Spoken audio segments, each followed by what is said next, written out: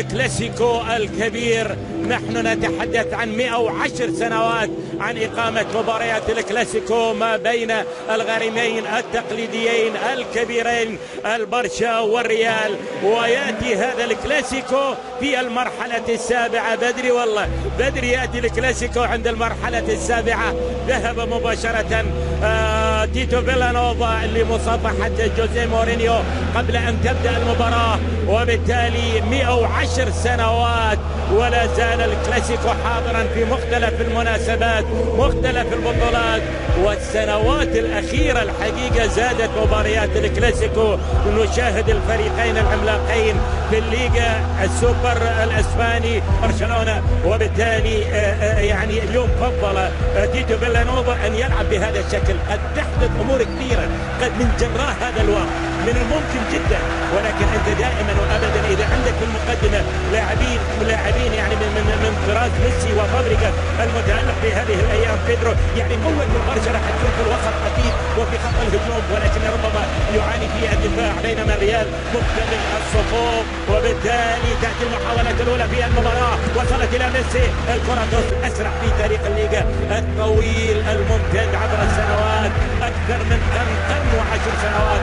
الكلاسيكو يدور أمامك ويدور أمامك اليوم مع ميسي مع كريستيانو رونالدو، مع مشاكل الدفاع في خط دفاع فريق برشلونة، مع اكتمال الصفوف في الريال، والريال الفريق الزائر اللي يمكن أن المبادرات من البداية تكون لمصلحة الريال، وليس الكلاسيكو راح يكون في غاية الصعوبة، لأن الريال مطالب أكيد بالفوز، لأن البرشا و18 نقطة والمركز السادس للريال 10 نقاط فقط، والخسارتين والتعادل أكيد تفرض على الريال العودة مرة أخرى وتقليص الفارق، مثلا أن يصل إلى 13 نقطة وأن يبقى البرشا إلى 18 نقطة، ولكن الفارق راح يكون عندئذ إذا ما فاز برشلونة وصل إلى 21 نقطة، وبالتالي الأمور تسير بهذا الشكل ما بين العملاقين.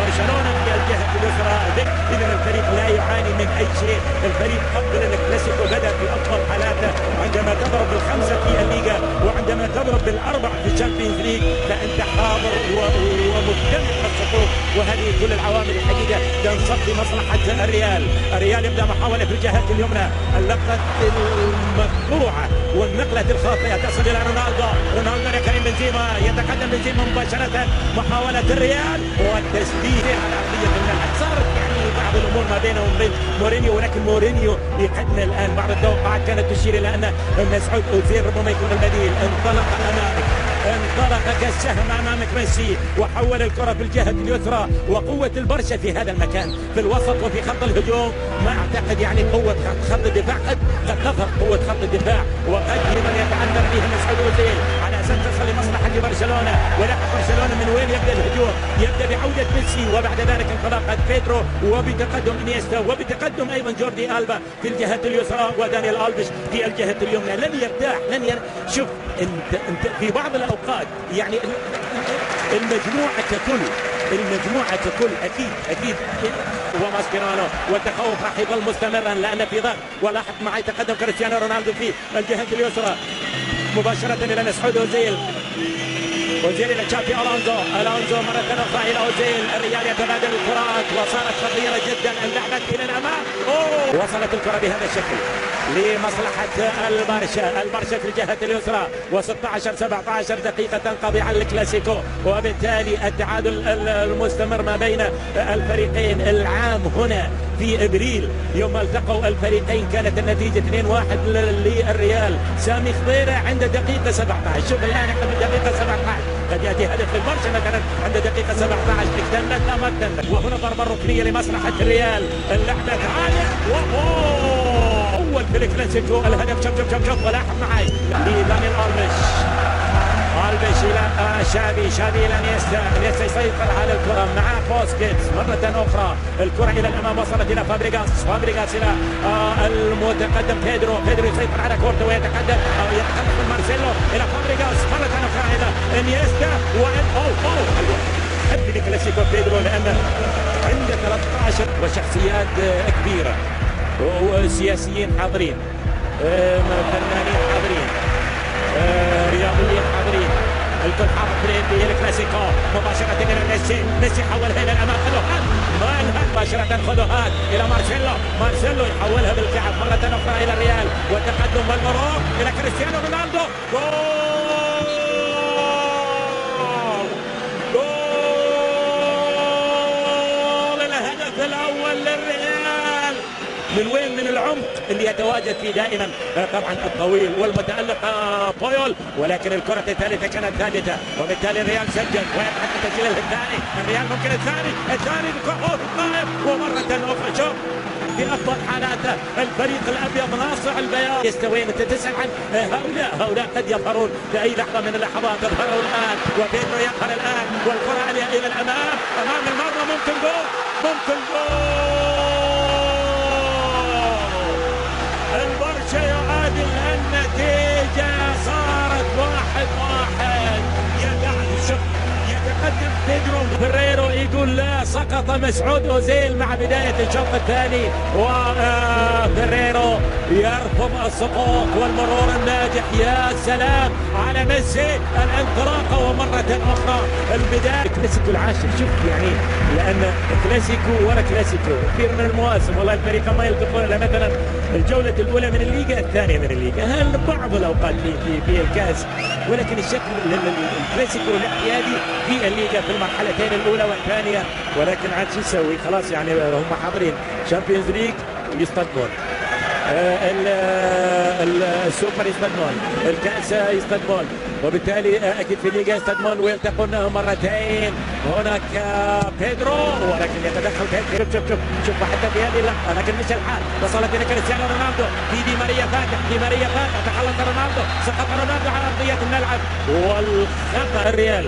يعني في فرص حقيقيه مع اندفاع، وبرشلونه يلعب بشكله الاعتيادي، ما عليه من المشاكل اللي حصلت في الدفاع. لذلك يعني الريال اعتقد انه مستعجل، لان لاحظنا 4 مرات التسليم الخاطئ في المرتدات. قد يتكرر هذا الوضع، لكن هنا بالمقابل لاعبي خط وسط برشلونه لاحظ الهندسه التي تاتي. هو من يتزعم البطوله المحليه الليغا، من يتزعم البطوله الاوروبيه دوري الابطال. هنا السقوط عند ميسي، يتقدم ميسي. الله اصطاد الجميع. ميسي يصطاد الجميع.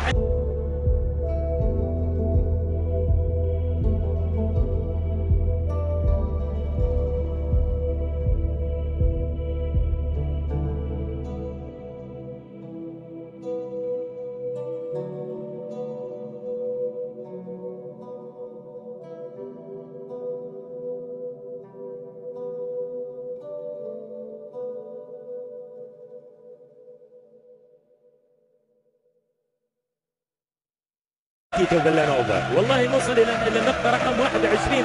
ما علينا منهم، خلهم هم يعني يعملون اللي يعملونه، لكن احنا نأمن انفسنا بالفارق الكبير الى 21 نقطه. هنا مسعود أوزيل ينطلق، ولكن كرته مصلحه الريال. مره اخرى الكره البينيه والانفراد والجول. جول كريستيانو في الكامبانو مره اخرى.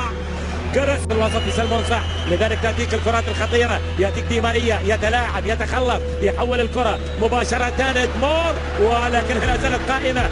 كريستيانو رونالدو يسدد، الكرة تصطاد، ومرة أخرى الكرة مشتركة. سقط كريستيانو رونالدو على أرضية الملعب. تعود مرة أخرى إلى سامي خضيرة مباشرة إلى دي ماريا. كريستيانو رونالدو يسقط على أرضية فوز للريال. وبرشلونة في هذه السنوات قادر على تقليص هذا الفارق. لكن شوف الاهداف، طبعا 31 حالة تعادل، لكن شوف الاهداف. البرشا مسجل 256 هدف، ريال مدريد مسجل 266 هدف. اليوم حط الهدفين 258 268 هدف. بالتالي شوف الفارق الى هدف واحد. لا زال فارق الهدف مستمر، ولا زال ميسي يتألق كالبدر يظهر هنا في الكامبانو. ومرة 2-2 الاثنين سجلوا الاثنين، وبالتالي ك ك ك من البدايه انه هو يفوز في 7 مباريات، الان هو متعادل 6 مباريات. في مدربين كما ذكرت يعني كرويف فان واخرين يعني سجلوا 18 نقطه، الفوز في 6 مباريات، ولكن الفوز في 7 مباريات متتاليه. الان امام الفرصه الدقائق المتبقيه من المباراه، ولكن ميسي الليله، ميسي في الكلاسيكو رقم 22 يكون مسجل 17 هدف. عاد ايش صار الحين؟ ايش صار الحين؟ ميسي باقي له هدف واحد على اساس يصل الى الاسطوره دي ستيفانو اللي عنده 18 هدف. خلاص ميسي 17 باقي له جول اليوم، يجيب هدف وبالتالي يعني يصل الى الهدف رقم 18. يتساوى، ممكن يضرب جدا، ممكن انا لسه من 25 سنه راح يصل الى هو اوريدي وصل الى ما وصل اليه رودريغيز. ومره اخرى تقدم الى الامام وكره غايه الخطوره امام مرمى الريال مباشره من سيرخيو راموس الى مارسيلو الى رونالدو.